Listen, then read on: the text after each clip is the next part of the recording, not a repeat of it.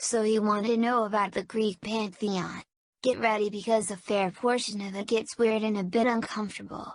Know that much of the information on the pantheon is based on what was acceptable, common at the time, or was believed. Despite the appearance, there was no single religion at the time. Instead, there were many small groups that held similar figures between them, centered around city-states. So those of Athens had a different view on the gods than the Spartans or Thracians. This is based on a generalized view in the attempt made by historians to create a unified understanding of the pantheon, Hesiod's theogony being the best example. This is an attempt to list the key figures and their names. This is in no way a complete list of the gods and deities. Please continue at your discretion as this is not a complete list. Now, the Greek gods weren't the first ones in their history, they were preceded by Titans. That right of the first gods belonged to the Primordials. The first one was Chaos, the Void. From them came Gaia, the Earth Mother, Tartarus, the physical pit of the underworld, Eros, the god of desire, Erebus, darkness embodied, and lastly Nyx, the embodiment of the night. Gaia will be the focus as she was the grandmother/great-grandmother for the gods. More on that later. Her eldest son was Ouranos, the sky god. Referred to as Caelus or as Uranus by the Romans, Ouranos was the protogenos, or primordial god of the sky, holding mighty power.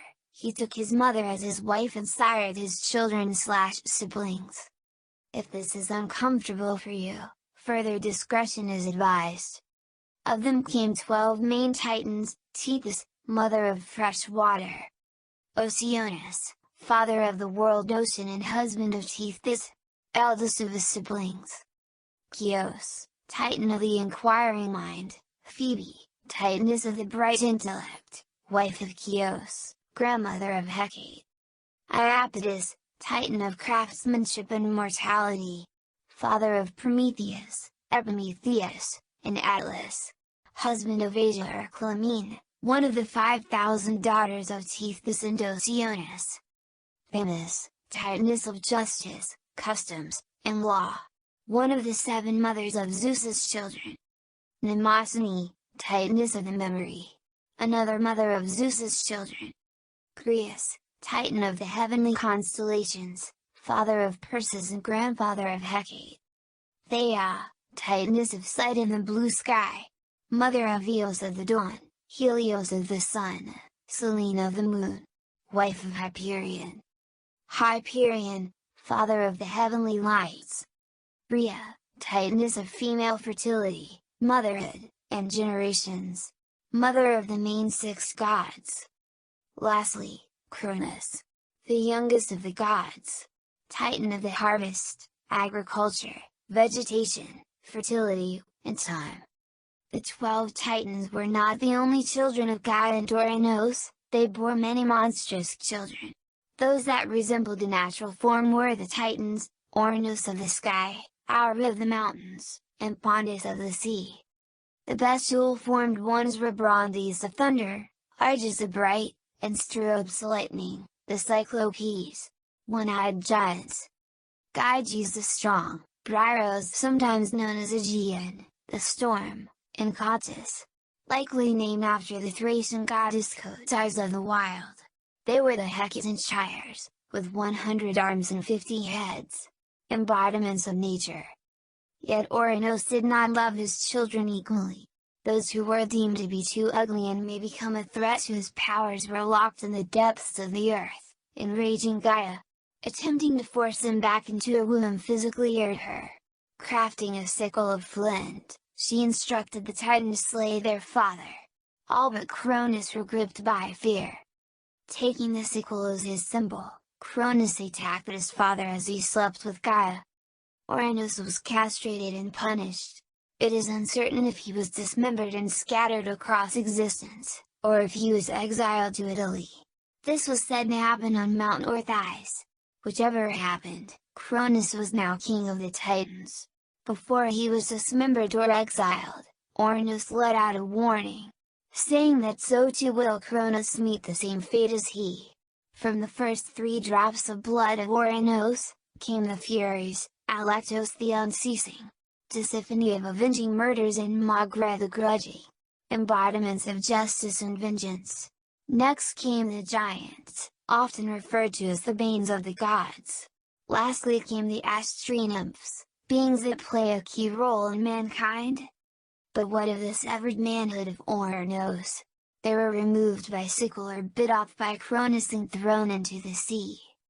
From the severed penis and testicle, the sea bubbled, and from the sea foam, the first of the gods came. Aphrodite of love and beauty. Cronus, taking Rhea as his wife, proclaimed himself as king of the pantheon. Yet the words of his father echoed through his mind. He became the same vile man that his father had been. The Hecatonchires and the Cyclopes were returned to Rhea's womb, and Cronus forced his siblings to bend the knee. When Rhea, ruler of motherhood, fertility, and serenity, gave birth to their first child Hestia, he devoured her whole. 4 times more did Rhea bear them children, and 4 times more were they devoured.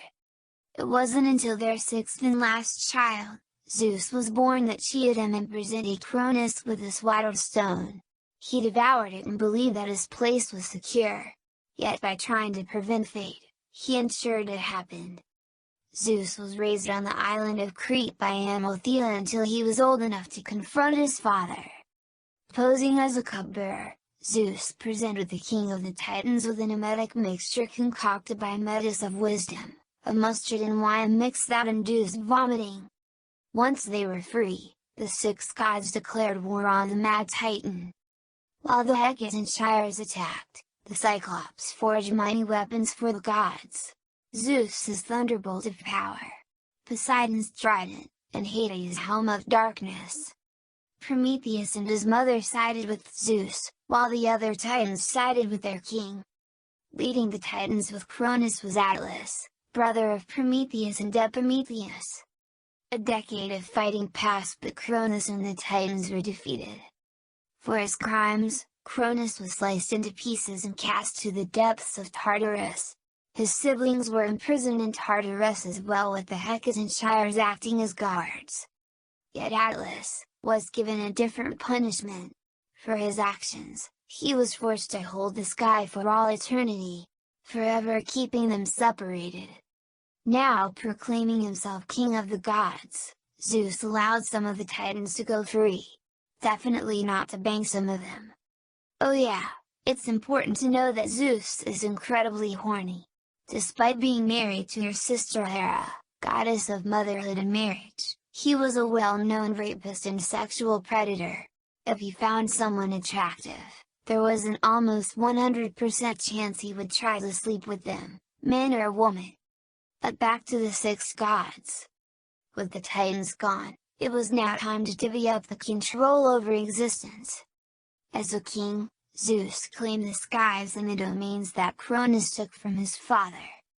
Poseidon took the seas and waters. Hades took the underworld. As the eldest son, he had control over all life after it died. Hera claimed her mother's domain. Hestia claimed the hearth and home. Demeter claimed her father's domain of the harvest and crops. That is only half of the main 12 gods known to the pantheon, so let's cover the rest. Hermes the messenger and thief was born of Zeus and immortal Maya. Side note, Hermes and Pan were likely one god before they were split into 2. Aphrodite of love, born from the blood and groin of Ouranos, making her older than the gods. Several forms of Aphrodite exist. Ares of courage and war, one of the few children of Zeus and Hera. Apollo of the sun and Artemis of the moon, twin children of Zeus and Leto. Lastly was Hephaestus of the forge. He who was born malformed and was unloved by his mother, cast off Mount Olympus. The other son of Zeus and Hera, husband of Aphrodite. Note that the marriage was set by Zeus to force Aphrodite to settle down, as several male gods nearly killed each other for her hand. Didn't work. Aphrodite slept with Ares and had Phobos and Deimos. Before I continue, it is important to know about the different eras of Greek mythology. The oldest known names and artifacts of the gods were written in Linear B, otherwise known as Mycenaean Greek mythology, as many of the relics were found in the Mycenae area of Greece. Linear B Greek is significantly different than traditional ancient Greek mythology, as it predates the Phoenician influence in the Greek Dark Age. Linear B mythology didn't have a Hades. Maybe Persephone was married to Poseidon, the king of the gods. Dionysus was a sex and madness god. Things were just going. It was around this time that the Trojan War would have taken place, and the Odyssey was said to happen, despite having several glaring inaccuracies such as incorrect armor. Between 1200 and 750 BCE, when the Iliad and Odyssey were said to have been written, gods were fused and separated to be distinct figures, or new arrivals entered the stage. This was solidified with the writing of the Iliad and the Odyssey, with Homer setting up how he saw the pantheon. Just one of the ways it was worshipped at the time. After that came the post-Alexander that died at 32 years and stopped his conquests era, with Ptolemy Soter, his possible half-brother, claiming pharaoh of the 32nd dynasty. With it came a hybridization of Greek and Egyptian faith. This is not to say that practice of solely the Greek gods faded, just that more often, it was the Greco-Egyptian gods. Gods such as Dionysus and Osiris were linked together for similarly being twice born in common characteristics. Hades and Anubis were as well for their domain of the underworld. I'll cover the Egyptian pantheon later if people want it. One figure that appeared in the hybridization was Serapis of the sun, patron god of the Ptolemies. Serapis derived from Osiris and Apis, and eventually morphed into Zeus Serapis. For this old Greek branch of worship, they were steadily bleeding over to the Italian peninsula, with the Greek settlements in Sicily and the southern coast of Italy. A temple of Apollo was recorded in the Roman Republic as early as 431 BCE. Greece proper was assimilated into the Republic in 141 BCE. This led to their gods being incorporated into the Roman pantheon, which the Romans did with any lands they conquered. For example, the Celtic Cernunnos was a god of the wild, so he would be linked to the Roman god of the wild Faunus, gaining a transitional name of Faunus Cernunnos, and possibly becoming simply known as Faunus. With the Romanization of Greece saw a massive overhaul in the names, with some exceptions like Apollo, as he already had a foothold as Apollo. But the Titan Helios also poked his head in now and then, sometimes as Helios and others as Sol Invictus. Hermes became Mercury, Aphrodite became Venus, and Gaia became Terra.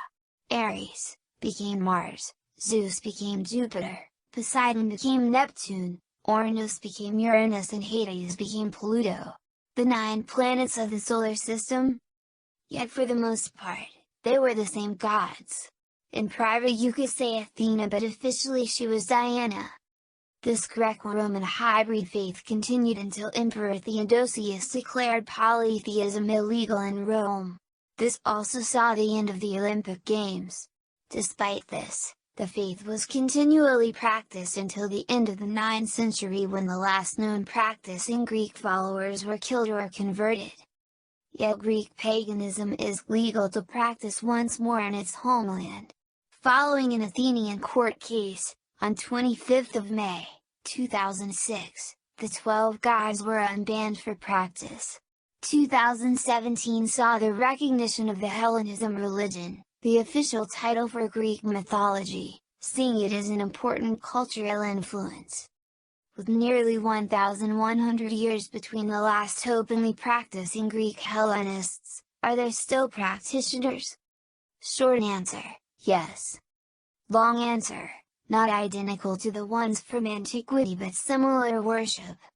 Modern Hellenism falls under the category of neo-pagan reconstructionism.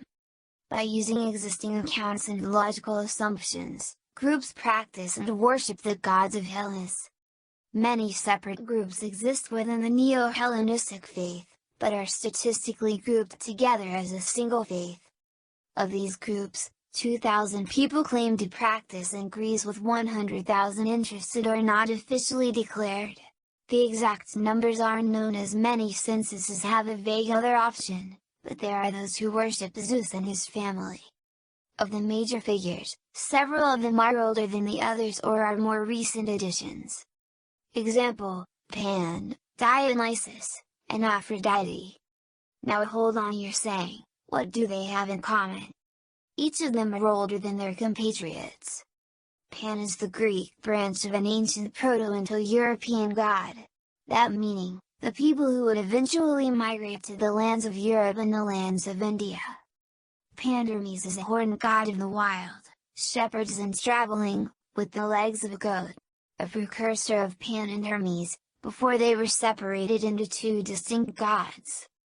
Pushan is a Hindu god of meetings, travel, and cattle, having a noticeable overlap on traits found in Hermes and Pan, adding credence to Pan-Hermes. For the northern regions of Europe, there's Cernunnos of the Celtic faith, a horned god of the wild with the legs of a goat. A horned figure with the legs of a goat. I wonder if the Abrahamic faith took this common figure of many pagan beliefs? Nah. Must just be a coincidence that Lucifer was just a horned figure, with goat legs. Moving on to Dionysus. As I alluded to earlier, Dionysus was an old god that was gradually incorporated into the primary pantheon. For much of his worship, it was done by small groups, not public events. Dionysus was known for being the god of wine, vegetation, pleasure, festivity, madness, and wild frenzy. He was mostly worshipped by small groups known as the Cult of Dionysus. The Cult of Dionysus is so old and secretive that much of the information is lost to time. Yet fragmented writings of him exist. In Linear B script, a figure known as Dionyso or Dionysojo was recorded on tablets in Pylos, Greece, circa 1300 BCE. His lineage is hazy, as the cults which worshipped him wouldn't tell me, but several likely origins exist. 1. The king of the gods and Persephone. 2. Zeus and Semele. Human princess granddaughter or great-granddaughter of Zeus depending on her origin. 3. Some connection to Demeter, possible husband or son of her and Zeus. 4. Child of Egyptian god Ammon and Greek Amalthea, daughter of Oceanus or Helios. The last one is likely due to the Greco-Egyptian union.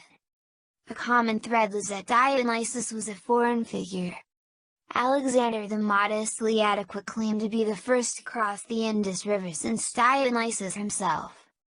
A brief statement on ancient gods was that if a figure could descend into the underworld and return, it was a monumental task.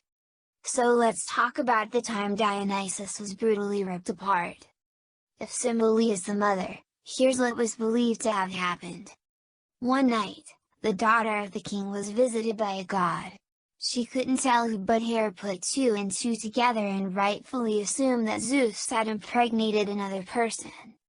Being rational and not petty, Hera disguised herself as a crone and approached Semele.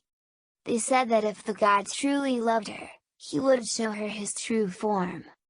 Now this was fucked up as 1. Zeus was the one who got her pregnant, so he should be punished, and 2. Humans cannot handle witnessing or being in the presence of a god's true form.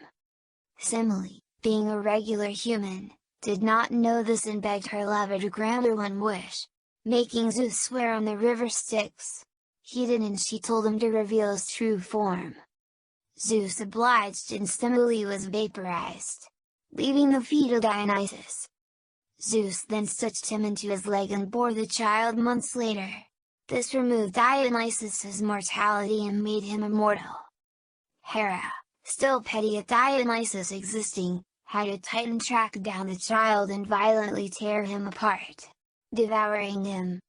His heart was saved by Athena and delivered to Rhea, the Titan mother of the gods.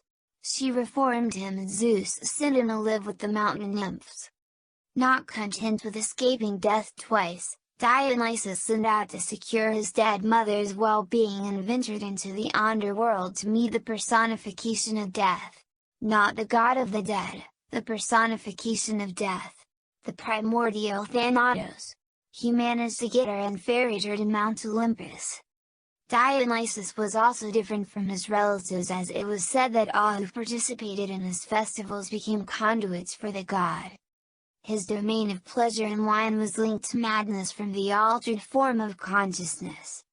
To imbibe in wine and debauchery was to become a conduit for the god. His death is critical to his appearance, as it mimics the cycle of the vines of the grapes. Die, wait, and return. Soon, rich people began to take notice of these fringe get-togethers of indulgence and alcohol, so they wanted in. But Dionysus, as he was worshipped, wasn't alright for public festivals, so out came the sandpaper and files to smooth out the part that don't fit public worship. So out went the madness and the wild frenzy. As this happened, the Iliad and Odyssey were banned, meaning that Dionysus wouldn't be included as he was still too wild. By about 500 BCE, the Great Dionysia, the festival of Dionysus, was held in Athens. By then, most of the harsh parts like the madness and frenzy parts were removed, leaving Dionysus as a wine and sex god. The exact origins of Dionysus are unknown, but he likely originated from a wine cult. This puts his worship, at the latest, from 6000 BCE from the southern Caucasus region. This is because it is the earliest known location for wine. Aphrodite has similar origins. Her origins predate the likes of Zeus and Hades by centuries. Her origin in the mythos is that she emerged from the sea, likely a symbolic metaphor to say that she arrived by the waterways, delivered by traders from Assyria and Phoenicia. Inanna was a Mesopotamian goddess of political power, war, sex, love, beauty, and justice. She would eventually be known by the Akkadians, Babylonians, and Assyrians as Ishtar.